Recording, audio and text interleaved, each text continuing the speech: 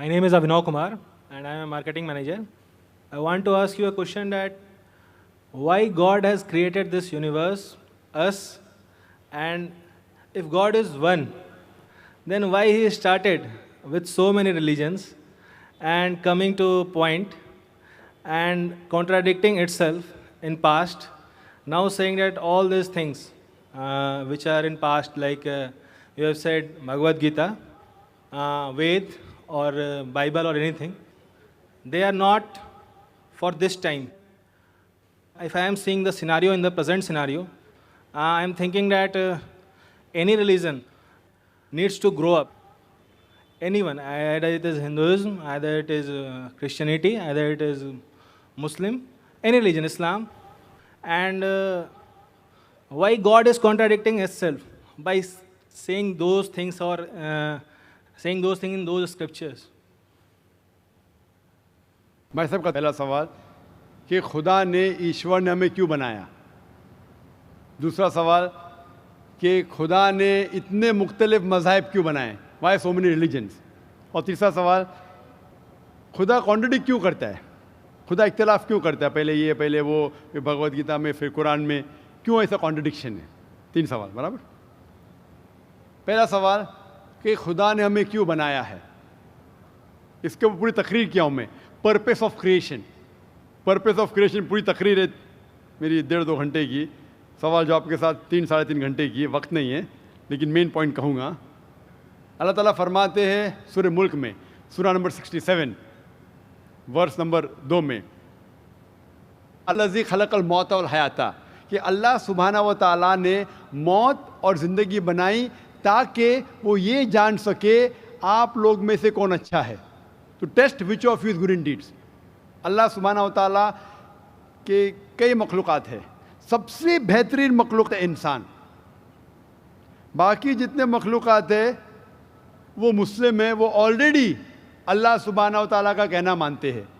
अभी जो इंसान हैं उनको इजाज़त दी गई है, फ्री विल दी गई है कि वो अल्लाह की बात माने या ना माने। Almighty God has given us the free will. Free will दिया गया है कि आप चाहो तो अल्लाह की बात मानो, चाहो तो न मानो। ये फ्री विल देने के बाद अल्लाह सुब्हाना व तआला नाजिल किया है कि इस दुनिया का टेस्ट क्या है, द रूल्स एंड रेगुलेशंस। इस दुनिया में इंसान को किस तरीके से जीना, ये लिखा गया कुरान मजीद में। अगर आप अल्लाह के अहकामात के मुताबिक चलते हैं तो आप सफलता पाएंगे और इंशाअल्लाह जन्नत में जाएंगे। अगर अहकामात के मुताबिक नहीं चलेंगे तो आप इस एग्जामिनेशन में फेल होंगे और फिर जन्नत में नहीं जाएंगे, दोज़ख में जाएंगे। So this life is the test for the here after. ये ज़िंदगी आखिरत के लिए इम्तिहान है। मैं आपसे पूछूंगा कि आप कॉलेज क्यों जाते, तो आप बोलेंगे ग्रेजुएट बनने के लिए। अब मेडिकल कॉलेज क्यों जाते, तो आप बोलेंगे डॉक्टर बनने के लिए। तो हम ये दुनिया में आए टेस्ट पास करने के लिए, क्योंकि इस दुनिया में आने के पहले सूरह आराफ सूरह नंबर 7 आयत नंबर 172 में लिखा है कि अल्लाह सुब्हाना व तआला ने सारी इंसानियत को, आदम से अब तक सारी इंसानियत को, फ्रॉम द लॉइन्स ऑफ एडम खड़ा किया, पूछा कि कौन है इबादत के लायक, और सब ने कहा सिर्फ एक अल्लाह सुब्हाना व तआला।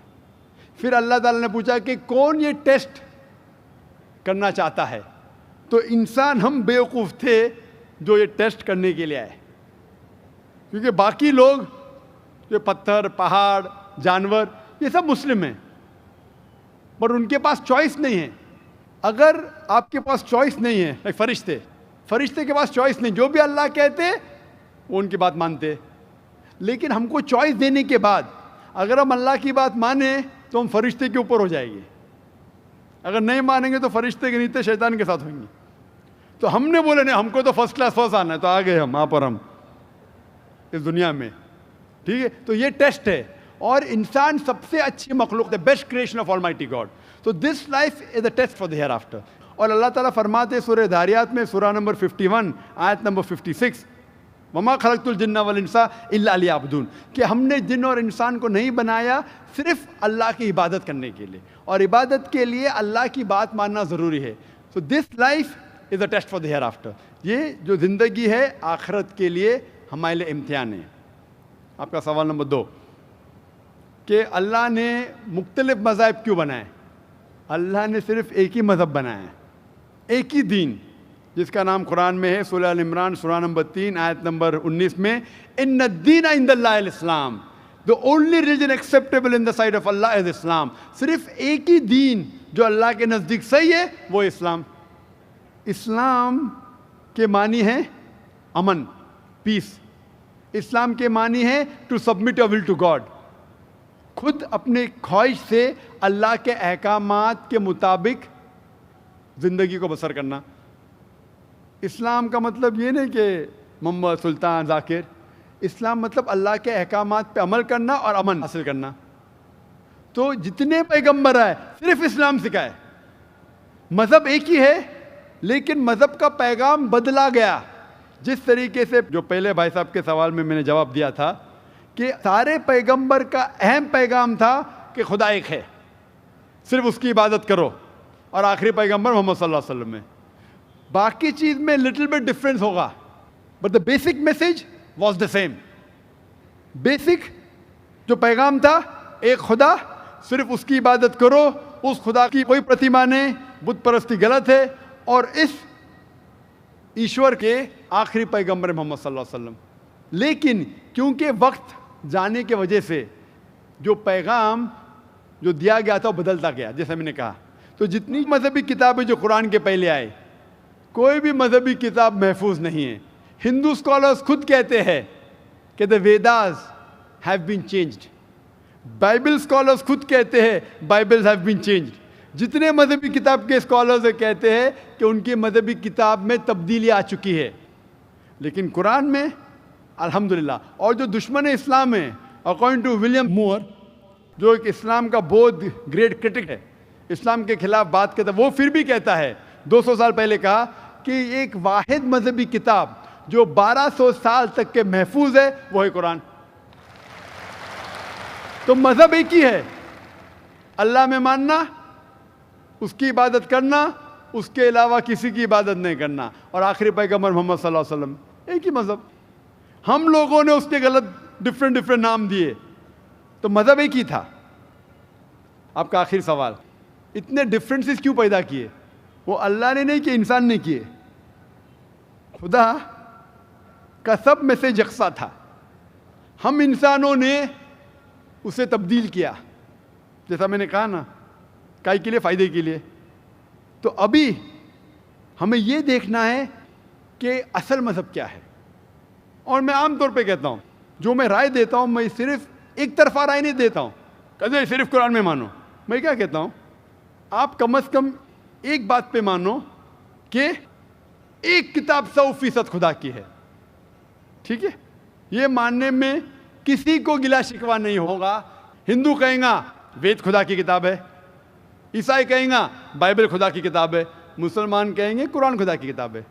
پھر میں یہ کہتا ہوں کہ جو ساری مذہبی کتابوں میں یکسانیت ہے, ہم کم از کم اس کے اوپر عمل کریں. جو اختلاف ہے اسے کل ڈسکس کریں گے. صحیح بات. جو یکسانیت ہے, پھر آپ کہہ سکتے یہ تو وید اور قرآن میں ہے, کرسچن کہیں گا یہ بائبل اور قرآن میں, مسلم کہیں گا قرآن اور بائبل میں, قرآن اور وید میں. تو یہ بات تو 100% خدا کی ہے. آپ اس بات کو تسلیم کرتے کیا نہیں؟ جو چیز کامن ہے بائبل, وید, قرآن میں, وہ 100% اللہ کا کلام ہونا چاہیے. باقی ہے کہنے بات پر ڈسکس کریں گے. تو ساری مذہبی کتابوں میں لکھا ہے کہ محمد صلی اللہ علیہ وسلم آخری پیغمبر, اختلاف کی بات نہیں ہے. ساری مذہبی کتابوں میں لکھا ہے کہ خدا ایشور ایک ہے, کوئی اختلاف کی بات نہیں. نہ اس کی کوئی پرتیما ہے, نہ کوئی بت ہے, اس کی عبادت کرنا چاہیے. باقی چیز چھوڑو, کم از کم اس پہ تو عمل کرو.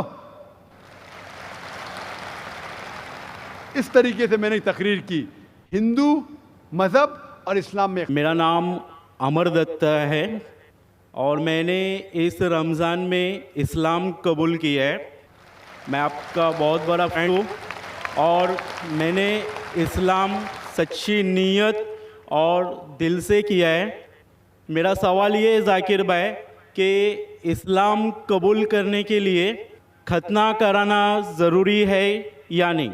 بھائی صاحب ماشاءاللہ, اس رمضان میں اللہ نے ہدایت دی انہیں اور امن کا مذہب قبول فرمایا. میں دعا کرتا ہوں اللہ سبحانہ تعالیٰ سے کہ آپ کی انشاءاللہ جد و جہد کو قبول فرمائیں، اس دنیا اور آخرت میں بھی انشاءاللہ آپ سفلتا پائیں گے۔ آپ کا سوال تھا کہ جب غیر مسلم بنتا ہے، اسلام قبول کرتا ہے، تو ختنہ کرنا ضروری ہے کہ نہیں؟ ختنہ کرنا جب ایک انسان مسلمان بنتا ہے تو فرض نہیں ہے لیکن سنت موقدہ ہے۔ فرض نہیں ہے لیکن سنت موقدہ ہے، یعنی بہت اہم سنت ہے۔ It is recommended. کیوں؟ کیونکہ کئی وجہ ہے۔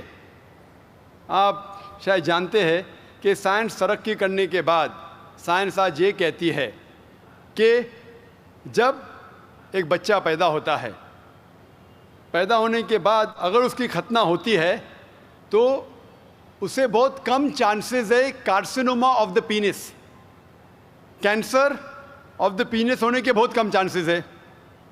اسی طریقے سے کئی بیماریاں ہیں جو ختنہ کرنے کے وجہ سے یہ بیماری اس لڑکے کو، اس آدمی کو ہو نہیں سکتی۔ مثال کے طور پہ دیر از دا پریپیوس وچ از دیر، اس کے وجہ سے وہ زپ میں اٹک سکتا ہے، they can be problem with it. Furthermore آج کی ریسرچ یہ بھی کہتی ہے کہ جو شخص ختنہ کر چکا ہے اس کو ایڈس کے چانسز اور کم ہیں۔ ایسے کئی ریسرچز ہے، آپ اگر میرا کسٹ سنیں گے سائنس کے بارے میں، اس میں اور ڈیٹیل سے کہا ہوں کہ کیوں ختنہ کرنے کو کہا گیا اسلام میں۔ تو محمد صلی اللہ علیہ وسلم کی سنت ہے، ختنہ کرنا چاہے، بہت اہم سنت ہے، کرے تو بہت اچھا ہے، لیکن اسلام میں فرض نہیں ہے۔ So my question is, I'm not clear with the concept of Makkah, that every person says that Makkah is in the center of the world.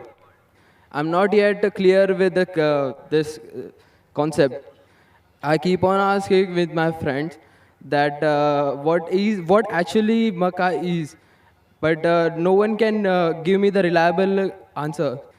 So please, I want to request you that please can you tell me in pure Hindi or English that what the actual concept of Makkah is?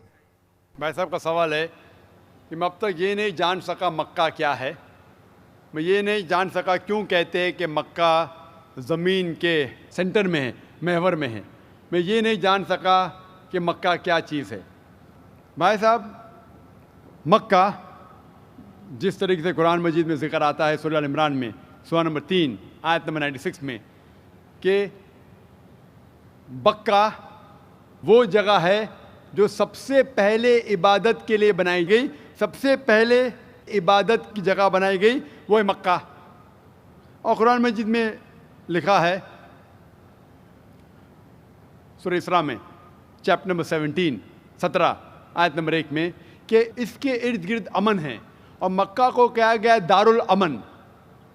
اور جہاں تک کہ centre کا سوال ہے، آپ جب world map دیکھیں گے، آپ اسکول میں پڑھے ہوں گے ورلڈ میپ آپ کھولیں گے تو آپ دیکھیں گے کہ نارتھ پول اوپر ہے، ساؤتھ پول نیچے ہے، ویسٹ کے طرف ہے امریکہ، ایسٹ کے طرف آپ دیکھیں گے جاپان، سعودی عربیہ جو ہے سینٹر میں، اور مکہ جو ہے، جو سٹی مکہ ہے وہ ڈاٹ آپ دیکھیں گے اوپر اور نیچے بھی سینٹر میں، لیفٹ اینڈ رائٹ میں بھی سینٹر میں۔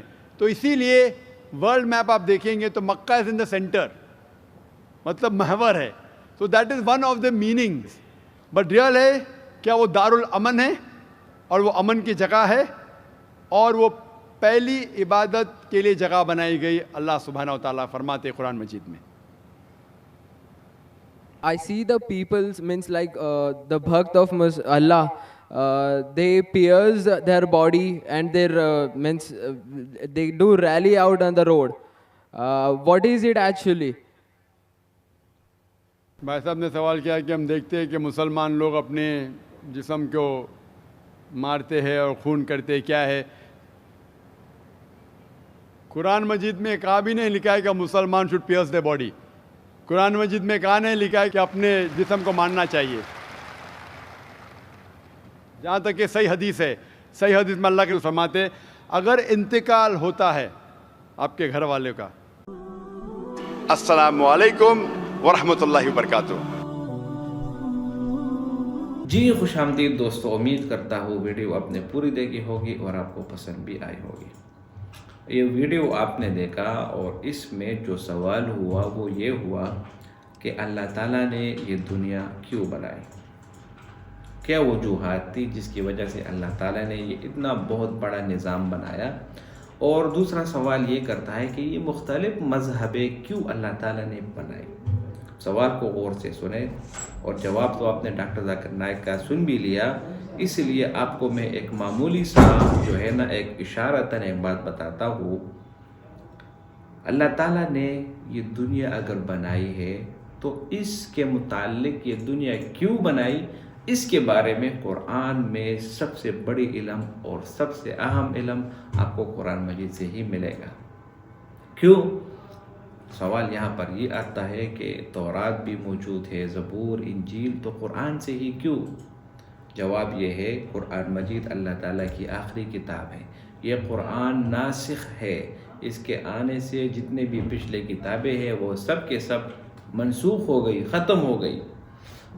اگر اس زمانے میں بھی کوئی تورات، زبور اور انجیل اٹھاتا ہے، اس کو پڑھتا ہے، تو گویا وہ اپنے آپ کو ہلاکت میں ڈالتا ہے۔ وہ کتابیں منسوخ کی گئی اور جو کتاب منسوخ ہو گئی اس کو پڑھنے کی اجازت بالکل نہیں ہے۔ آپ کو صرف اور صرف قرآن مجید پڑھنا ہوگا اور قرآن مجید سے ہی آپ کو معلومات اخذ کرنے ہوں گے۔ اگر آپ قرآن مجید سے معلومات اخذ کرتے ہیں اور اٹھاتے ہیں تو یہ آپ کی خوش قسمتی ہے۔ تو قرآن مجید اللہ تعالیٰ کی آخری کتاب ہے اور ایسی کتاب جس کی حفاظت کی ذمہ داری اللہ تعالیٰ نے خود لی ہے۔ قرآن میں اللہ تعالیٰ فرماتے ہیں اِنَّا نَحْنُ نَزَّلْنَا الذِّكْرَ وَإِنَّا لَهُ لَحَافِظُونَ، ہم نے ہی اس قرآن کو نازل کیا اور ہم ہی اس کی حفاظت کریں گے۔ تو بھائیو، جس قرآن کی حفاظت کی ذمہ داری اللہ تعالیٰ نے لی ہو، بھلا اس میں پھر کون تبدیلی کر سکتا ہے؟ کون اس میں تخریفات کر سکتا ہے؟ کوئی بھی نہیں۔